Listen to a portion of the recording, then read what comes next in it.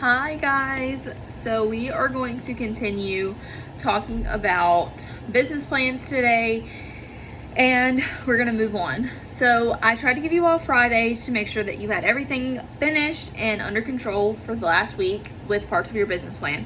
So now we're going to talk about your organization of your business. So we talked about organizational charts right before we got into business plans, but now we're going to talk about the organization of your business. So what is an organization? An organization is basically how the business flows. So from the person who's the most in charge down to the least. So with that being said, you need to tell me, first of all, you need to decide how many people you're going to need for this business. Not every business needs more than one employee. Especially if you're going to be a social media business, then you don't need more than one employee. Some businesses may need, if you're going to be a partnership, then of course you're going to need 2 employees. One could be the person who keeps up with all the records, and one could be the person who runs the store or whatever. So keep that in mind. But what you're going to tell me for your organization is you're going to tell me how many employees you're going to need, and if you only need one person, then make sure that I understand why. And if you're going to need more than one employee, please tell me why. And of course, as your business grows, you may need to have more. But just for now, we're going to just think about who we have to pay. Can we just make it by just paying one person? Or do we need to pay multiple people?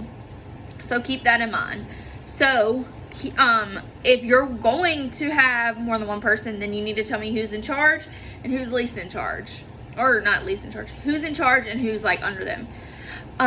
Also, meant to tell y'all, if you are going to be a partnership, your business has to be split. Like if you're going to be a partnership and there's going to be 2 owners in the company, you have to split it.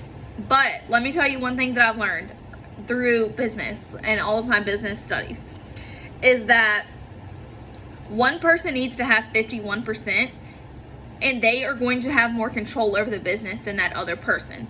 Because if you split it 50-50, there are lots of arguments and a lot of fights because you can disagree. But if one person has 51% and one person has 49%, then that person who has 51% is always going to win. Now keep that in mind. Typically the person who has 51% in a real business is the person that would be like contributing the most or running the business.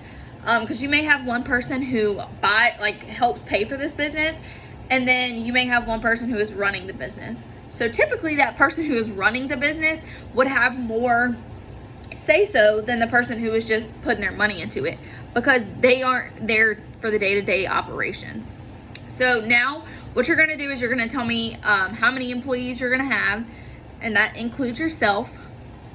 And if they're going to be somebody else, then tell me why, or tell me how much they're going to have control-wise. And if you really want to feel froggy, tell me how much you would pay them. What do you think they're worth? Or what do you think that you're worth? And look at it per hourly. Minimum wage, I believe, is $7.50 an hour. So think about that. Do you think you're worth more than that? Are you a hard worker? And some of you, I know whether you're a hard worker or not, and know what you probably would deserve. So keep that in mind too. All right, bye guys.